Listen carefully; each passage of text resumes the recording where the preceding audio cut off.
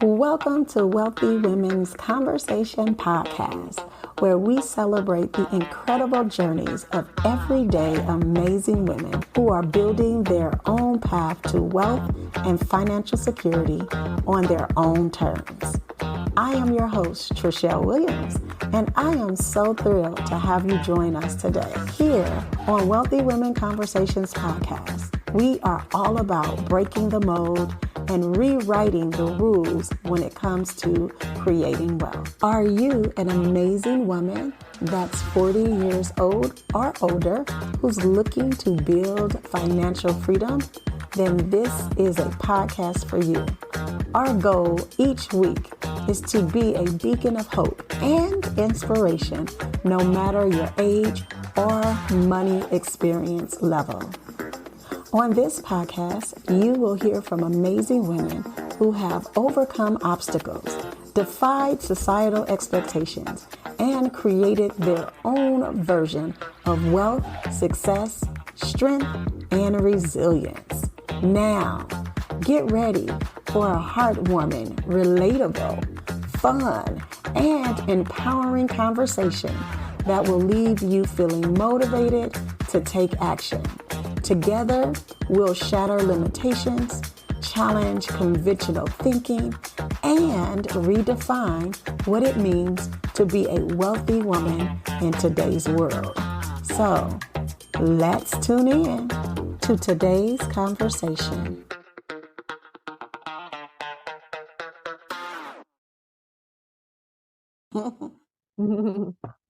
Welcome back, all you amazing, wealthy women. I am so excited that we have an amazing, new, awesome guest for our show today, Wealthy Women Podcast. I am so excited that we have been having so many questions and so many new followers who are joining in and listening to the conversation. My hope and goal has always been to just have conversations about money. And so for those of you who are joining in for the first time, I am your host, Trishelle. I am the founder of Wealthy Women Conversations. We support women who are over the age of 40, who are creating their own path to financial success and security and all of those yummy things that come along with it. And so today we have Jill Hope that's on with us, and I'm so excited to have you, Jill. How are you today?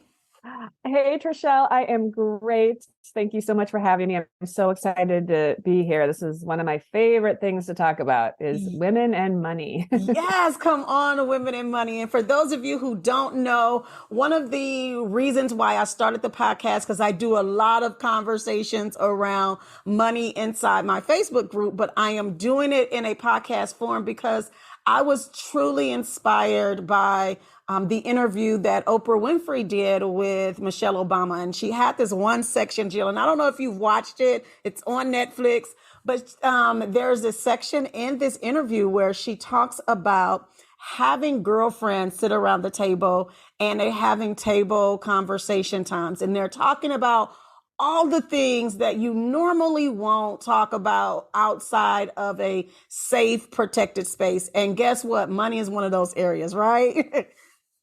Sure is. It's definitely one of those areas. And so I always like to sit down and have the conversation that is literally based in personal responsibility, personal motivation, and all the things that come along with us growing and getting into the space of finances. And so today I get to ask Jill some great, amazing questions, and she gets to pour into us all of her experience and wisdom and all of that good. So we're going to get started with Jill just introducing herself and giving us some insight on how you got here today.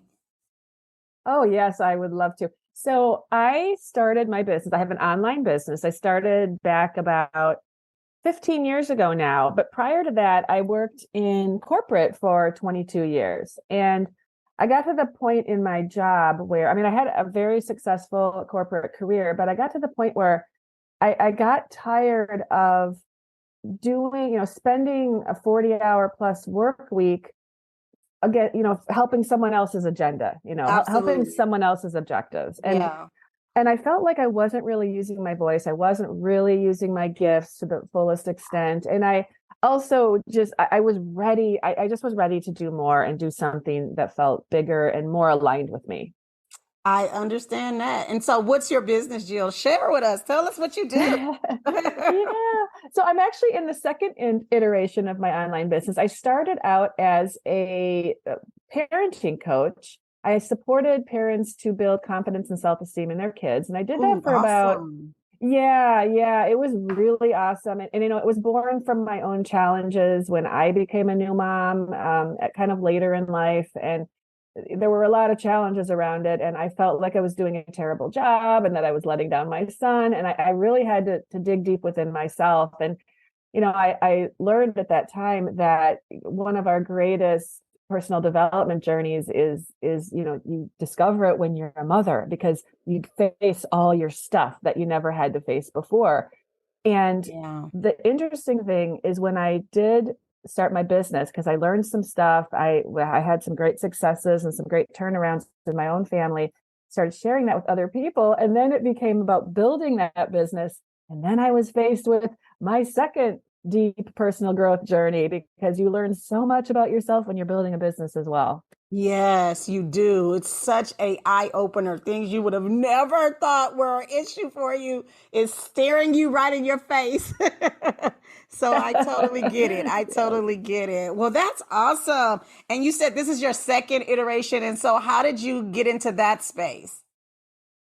Yeah, so it's interesting because as my son grew older, my interest started changing. By the time he was in high school, I was, I really only worked with the parents anyways. I did not work with, I had one client who was a child my entire career as a parenting coach. And Okay. that was a special exception that I made, because what I learned is that, 9.9 times out of 10, when your child has an emotional issue, it's related to something that within the parent. And if the Okay. parent can heal, the child heals just Yeah. automatically. And we saw that over and over and over again in my prior work. So, but as I learned how to really tune in and listen to myself, and I could feel that I was getting restless. That was no longer fulfilling me to the extent that I wanted to be fulfilled in my life. And I had I found that it was interesting, Trishelle, what happened really, the turnaround for me was I was in a coaching group, where I would be coached. And I gave myself a challenge to finally write this book. And this book was related to my parenting coaching. And so I took myself away. I splurged on, I flew first class. I went to Tucson. I stayed in an amazing hotel all by myself, never done any of those things before. And the whole purpose was to write this book and get it done in 4 days. And I felt like I had all the juice I needed to do it. But what happened was, when I got down there, all I wanted to do, I was so inspired to make videos about women creating money success and business success. Yes, I love it.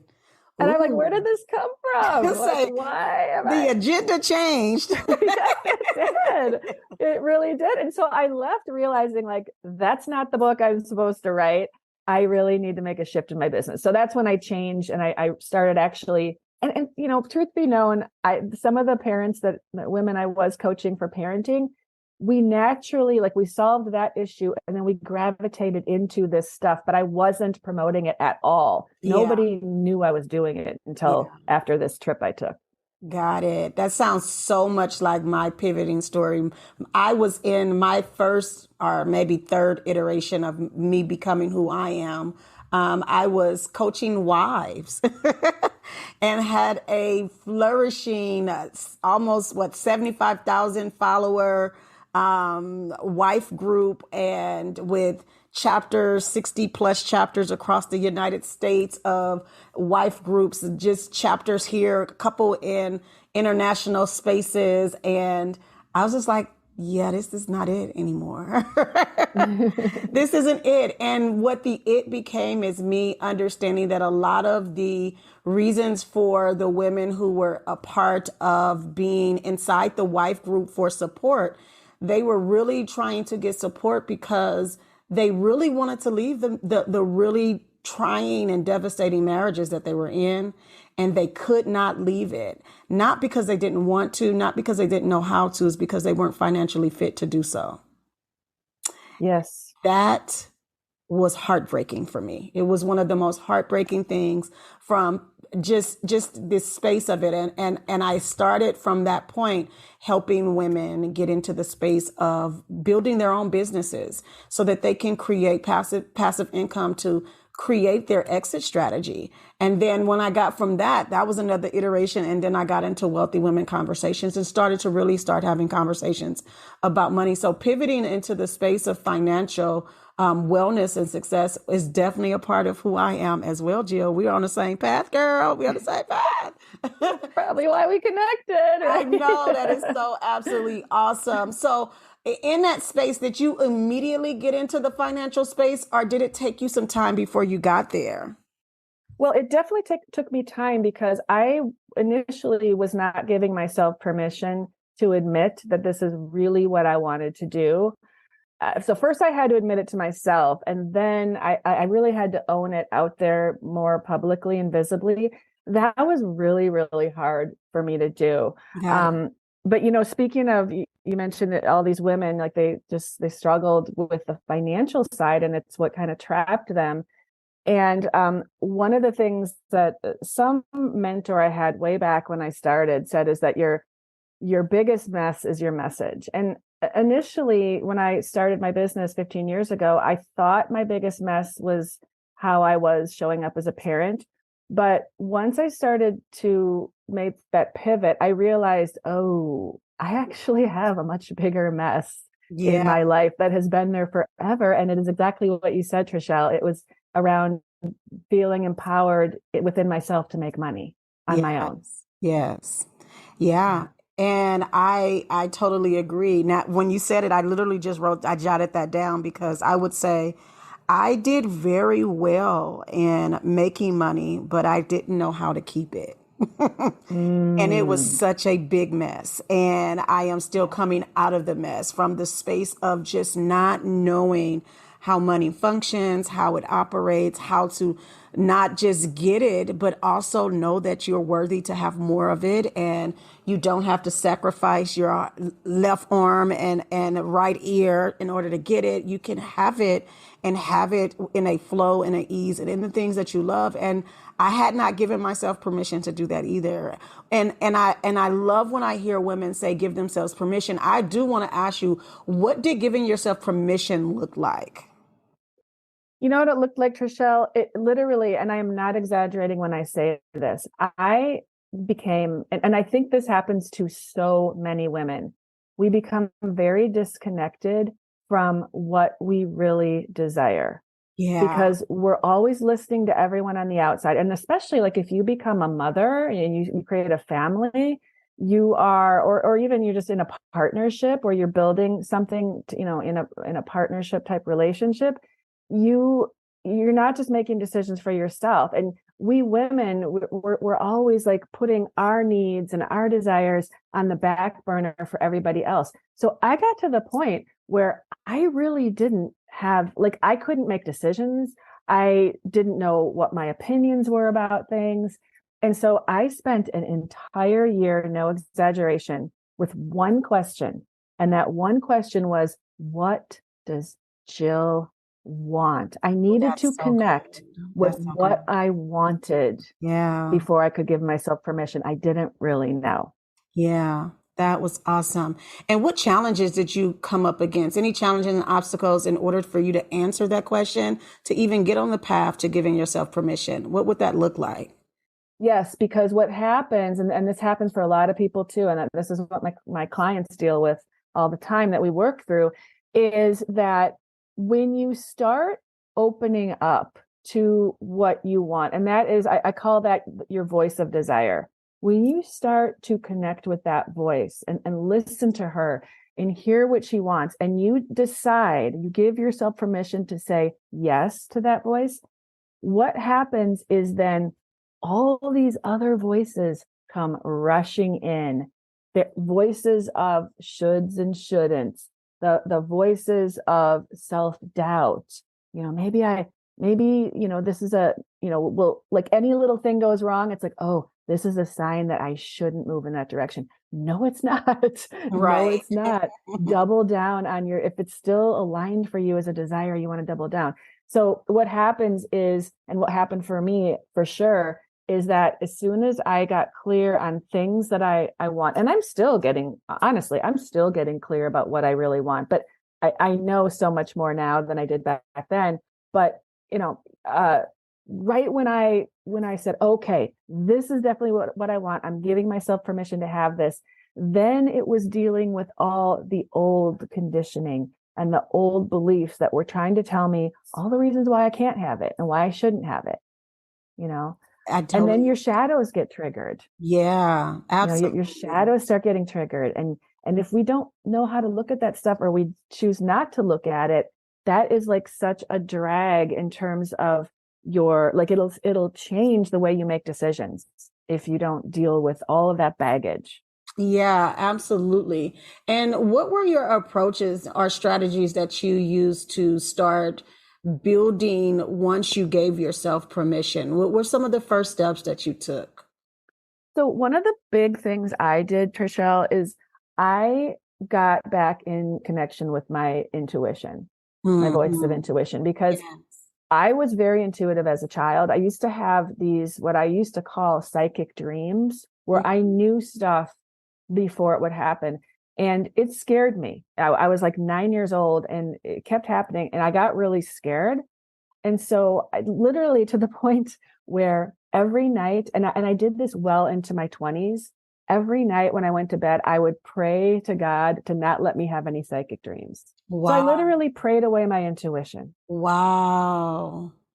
And how often do we do Yeah. that? Because we are not sure what it is or how to or understand it.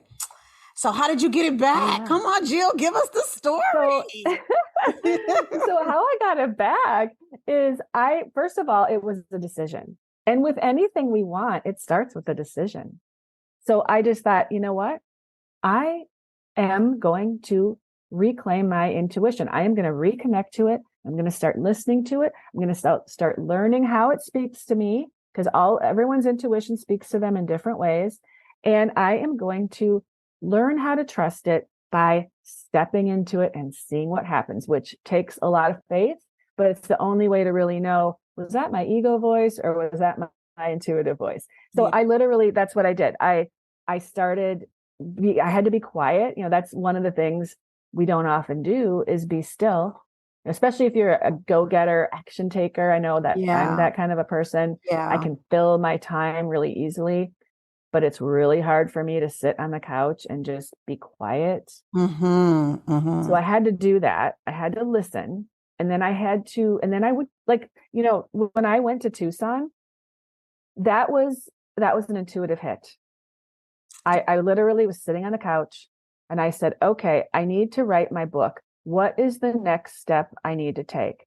And I instantly saw in front of in my mind's eye, the word Tucson. Got it. Yeah. And I'm like, I had only been there once and I never left a hotel. I was at a conference.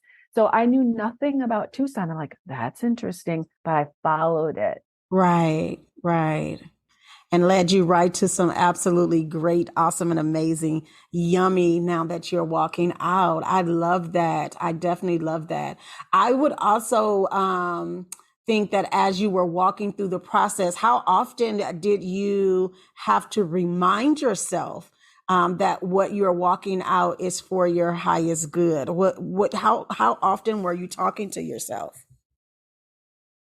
Well, constantly. Okay. I'm in a constant conversation with myself and God, source, universe, whatever word feels right, Mhm. use it. But that higher intelligence, I'm in constant communication, because that's really the only, like, nobody else outside of us knows what our purpose is Yeah. except for us. So, someone can say, well, Jill, that's not a good idea to do that. They don't know what my purpose is intimately. Only Yeah. I do, Yeah. Yeah. Yeah.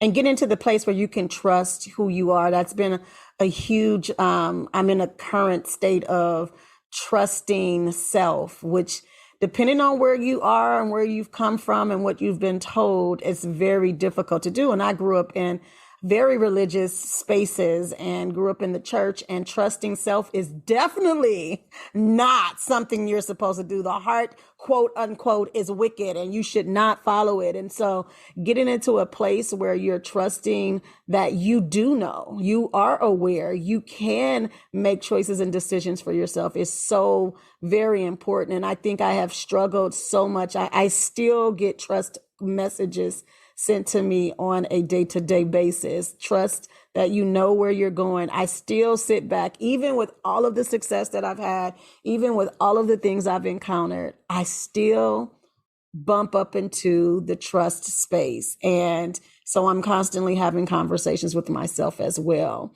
It's definitely a process. Yes.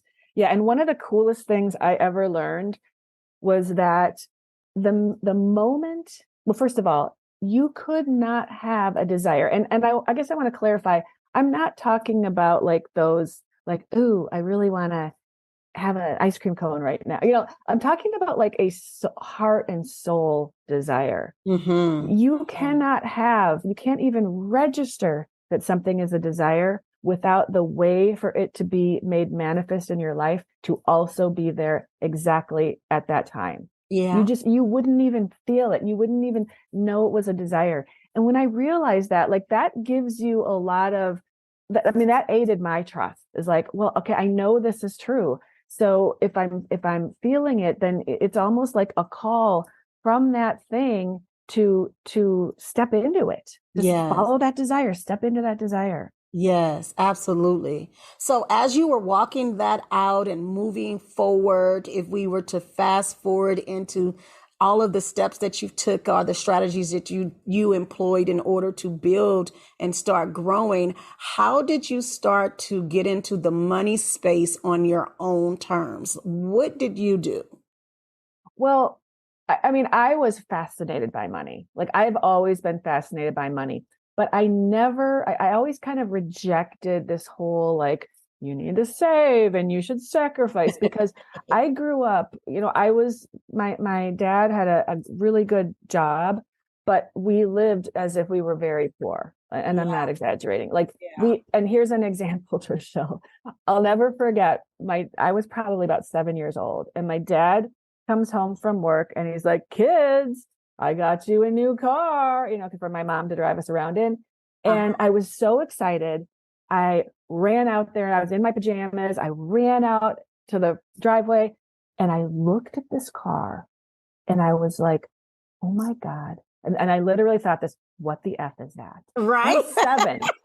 It was such a piece of crap, to the point where the back seat, okay, where my little brothers and sisters would be, there was a hole in the floor. You could see the ground moving if you were sitting back there. I'm not kidding. Are you serious? I'm serious. He got it for $500. I'm like, are you seriously going to have our mother and these 3 kids riding around in this thing? This is how he lived. But my father got to 59 and a half and he was able to retire, and they are living an extremely, rich life now. But it's because he scrimped. But I rejected that. And he would try to get me into these little savings programs for kids. And I just, like, something doesn't feel right about this. I don't think you're supposed to live like that. Yeah. Yeah. And it's so awesome and amazing in itself that we intuitively have a thought and a feeling of something just not right about something. Whereas we have been taught, I have been one who've rejected it as well. I totally intuitively, like, I don't even know how to even intelligently explain it, but I definitely understand the space of rejecting something that doesn't feel right. Even to the plaque, like, I absolutely think Dave Ramsey is somebody who is a cool dude, but I'm like, you don't even follow your own stuff. Why are you telling people to do this? What is wrong? Something is not right with this, right? And I couldn't necessarily, at the time when I first started to understand that and feel that, I didn't know enough to be able to have even an intelligent conversation with anybody to explain that. I just felt like it was also not okay. It was just not okay. And I get over a long period. I tell people, even in my program, I tell them, there is a way in order to do all the things. It's just that you have to do them at different capacities at different times. And so I would say things, and because I constantly, you can't have it all. And I was like, why I can't? I'm looking around at people and they have it. Why would you tell me Yeah. I don't? Why can't I? If it's possible, and I'm not saying have it from the space of, everything in life is blissful at all times, because life's for everybody. You get what I'm saying? Like, we're going to have a life experience with everyone. It's going to happen. Here's the thing. When it comes to finances, I know that there is a possibility to not have to wake up in the morning and be worried of whether or not I can pay a bill or not. I know that that's possible. So what is it that I need to do, or what do I not know? And so to have someone tell me no, it just would blow my mind. And I just was like, well, you just have to sacrifice. Well, do I? What does that look like and why? And so I totally get it. Did you ride in the car at least, Jill? I did, and I with great disgust. Okay. I'm like, this is not going to be my life. Yeah, and the thing is, and so because I rejected that whole savings thing, that the problem with me, and I think this can happen to people, right, is I rejected it to the point of rebellion, which led me to get very deeply into debt. Yeah, right. absolutely. So that's also not healthy. Not either. healthy. That's like the opposite end of the spectrum. Yeah. And so, but I think I had to go there in order to figure out, okay, where is my, where's the place where I can sit in this between, ringing up debt because I'm just saying yes to everything and spending money I don't have, versus actually saving for my future, but not doing it in a way that I'm living like a pauper when I'm really not, because it doesn't need to be that way. Absolutely. And so that was my journey of figuring out, like, and it was really by kind of trial and error, deciding what I want, letting go of old beliefs, letting go of other people's voices being the authority in my life, and making my voice be the authority in my life. And that allowed me, the more I was able to make my voice the voice I follow, the more easily I was able to find that happy place in between, in the middle. Absolutely. So walking through that space, that means you had to define your own understanding level, have your own definition of success and wealth, and what that looked like and what it would evolve for you. And what did you tell yourself? What was financial success for you? What was wealth to you as you were walking through that space? Success for me, it's a couple of different things. One, I need to feel like I am making an impact and contributing to actual people that are alive in this world. Mm-hmm. I wanted to have a direct impact on people. So as long as I am serving and I know that I'm having a direct impact on people in a positive way, that's one part of what I consider to be successful. Like, I would not, if I just went out and won the lottery, that to me is not success at all. Mm-hmm. I need to feel like from my own hand and from my own heart that I'm creating the success. And then the second part of it is, and I deserve to be very well compensated for that. Absolutely. Because the reason and this is true for everyone out there listening, the reason why you are able even to help anyone at all with any problem that they need to solve is because of the person that you've become. And you can't put like $1 per hour amount on that, that experience. Yes. And then really what you're doing in a person's life is what they're paying for. It's not you. Right. They're not paying for you. So I had to really shift, like, what is the value that I'm creating for a person? And that's really hard to put a price on, but it's not a per hour rate. You know what I mean? Got it. Yeah, absolutely. Not a per hour rate.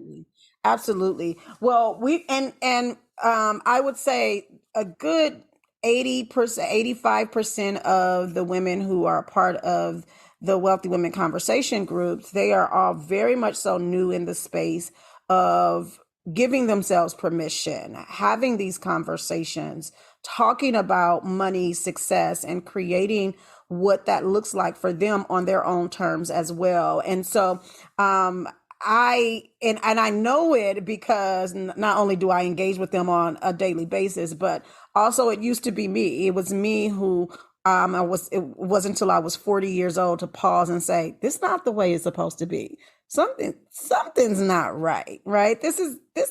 I'm missing something. This can't be the all of it, and it took me till I got 40 to really start to ask questions and to question whether or not what I believed to be true was actually true. And I started to then ask people around me, to give me words of wisdom and thoughts. And have they created their own definition of success, financial security, and wealth? And what was that? And looking for insight and answers in that place. And so in that space, talking to a group of 40+ year olds who are just now getting started, what advice or wisdom would you give women who are just starting out on this journey and building their own success map and building their own wealth map as they are going through making decisions and becoming more and more aware of things that they thought to be true or no longer aligned with them? What would you say to them, Jill? Yeah, it's such a great question. The most important thing, and this is something that I think was sort of lightly mentioned to me from previous coaches, but it never really sunk, and it is like the most important thing. Like, it kind of would get glossed over and not made to be important. When you're just starting out, like, you're learning everything. You need to learn the strategies, the marketing strategies, and how to create a funnel and how to build a program and how to and how to sell, and you got to learn all this stuff, right? And then, but it's also the bigger piece of it is what do you, well, first of all, what do you want, right? That was the question I spent a year with. What is important to you? What is your vision? Like, how much money do you want to make? What kind of an impact do you want to make in the world? What gifts do you want to share? What kind of people do you want to impact? All of these questions. How do you want to work? Like, what do you want your days to look like? I strongly feel that too many times we're sort of told what it's supposed to look like. Oh, you've got, if you don't work this many hours a week, you can't do it. It's like, no, Absolutely. Because for every rule that a business coach has told me, I can point out people that did the opposite and are extremely successful. Absolutely. And I'm talking like upper 6-7 figures plus. Yeah, absolutely. So we need to know, like, how we want to work. Like, that's my biggest recommendation is get it, like, write it down. Like, here's what I used to do, Trishelle. This is like a really good starting point for people, is every day, make it a point, even if it's like 5 minutes a day, every day, write down what you want for your business. Even if you're writing the same thing every day, you get people get clarity through writing, I find, So it's like, what do you want? What do you want your day to look like? Who do you want to work with? What kind of people do you now get to be with? How does money get to come to you now? How much money gets to flow to you now? And start owning these desires that you have. And like I said, writing it down, I feel like that really starts to help you own what you want. And then, excuse me, and then as you do that, notice the yeah buts that come up in the back of your mind. Yes. And I would recommend having like a yeah but journal. Like, I have a desire journal and a yeah but journal. Every time the yeah but comes up, write it down, because that's the thing that's going to keep you from making the decisions to follow that desire. All those yeah buts. That's good, Jill. I love it. I wrote that down myself. I always have yeah buts going on. And I guess I've gotten really good at being able to get back to why I'm doing what I'm doing and throwing the yeah buts away. But that is so very true. I encounter so many of the ladies who are saying, I want to invest. I would love to do this. I would like to get my savings account. I would like to get a stock portfolio, but, and that's where that "yeah, but" comes in and literally demolish everything you just said. So you are so absolutely correct. I love, love, love that. I always ask the guest and people that I talk to and get an opportunity to speak with, I ask them, what's the question that you would wish someone would ask you so that you could share insight and information with them. But maybe sometimes people have their own agenda, and so they have specific things that they want to know. What's something that, if you could create your own question to answer, what would you share with a group of women who are walking out their their journey in that space? Wow, that's such a good question, Trishelle. I know, right? And every time I ask the question, but let me just go for it. What was that? I said, go for it. Every time I ask that question, it was a great question that someone asked me. And just so happened there was something that I wanted to share that didn't get asked. But sometimes it could be challenging because it's like, oh, wait, let me think about it. Yeah, I mean, there's so many things I love. I love sharing so much. Probably so there's two things that I see that really, really hold women back. And one of those things is because, you'll hear a lot that someone will say, well, I've especially someone that was believes in manifestation and, following your desires and you can create that and things like that.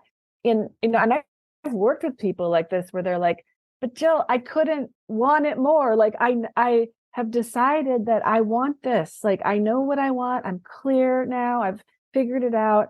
And so why isn't it happening?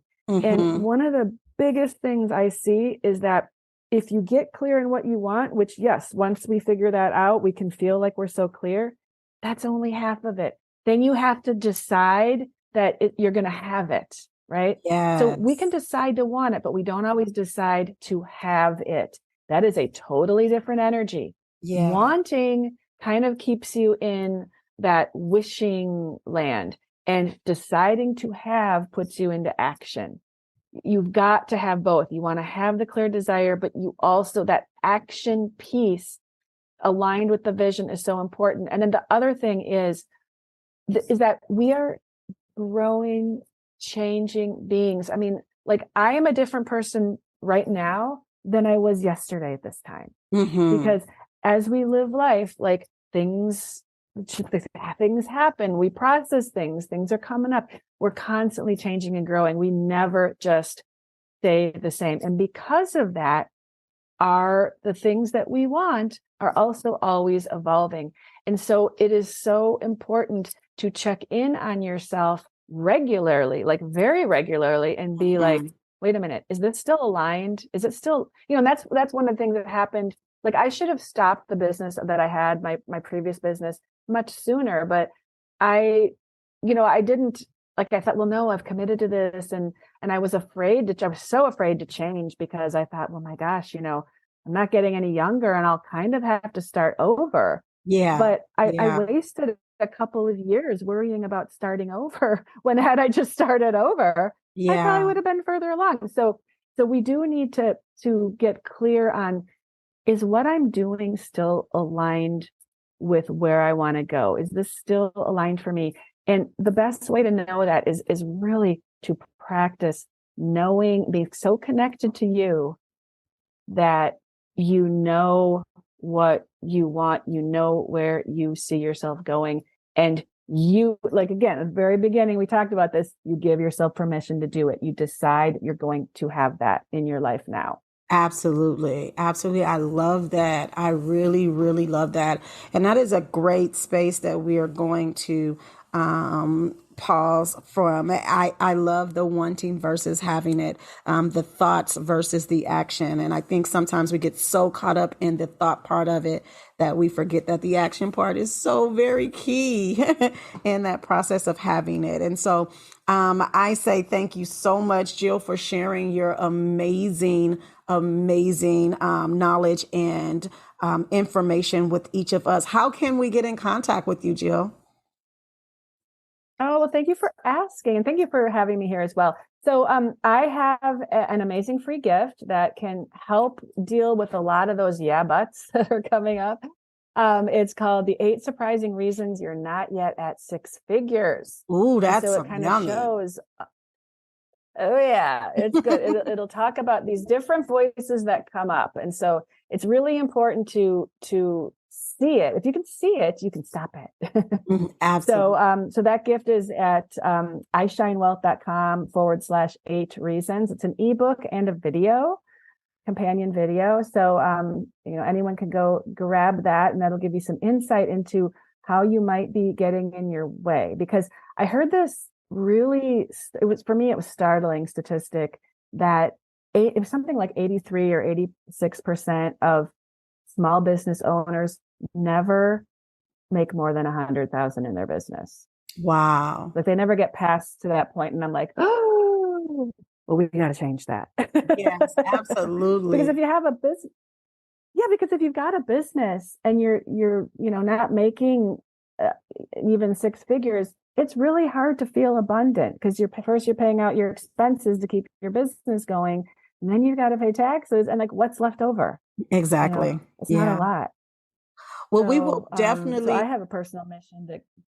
Go ahead. No, I'm listening. Your personal mission. Go ahead. Well, I was just going to say, I have a personal mission to help women over that hurdle, that first big, because once you get to that point, then you can start, I feel like really building on something and start to actually enjoy your life. Absolutely. I love that. And what we'll do is we'll definitely drop all of those links and the details in there so you all can get access to it. I would absolutely love for all the wealthy women to definitely join in and get that space, especially if you are in the business space of developing and growing in your business, or even if you're getting started for the first time, this will be a great resource for you to plug in and get that insight and information. So again, thank you so much, Jill, for showing up and providing such insightful, thought-provoking insights and details that we can definitely take with us, listen over and over and over again to just see where we are and how we can move forward. I truly appreciate you giving us some of your time, expanding your time for us here on the podcast and sharing your genius with us. We truly appreciate it every time someone takes their time out to engage with us and also to share and pour into our cups. So for those of you, if this is your first time, I'm so glad you joined in. Don't worry. We got more to come. But if you want to get that free, awesome, and amazing gift that Jill is giving, just scroll down to the bottom. You'll see a link that's there and you'll be able to get access to that information. There's also a link there that will give you the ability to join into our Wealthy Women Conversation Facebook group where we do more conversations. We do all the things inside and we have an amazing seat at the table for each and every one of you. Is there any last things you want to share with the tribe, Jill? The only thing I want to say is if you have that desire in your heart, if you see a vision for yourself, creating a successful business, making the money that you desire, it is there for you. It is literally there for you.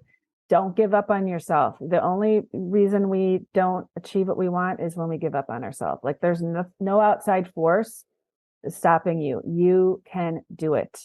Absolutely. You absolutely can. And until next time, amazing tribe, I'll see you on the wealthy side. Have an amazing rest of your day and we'll be chatting real soon.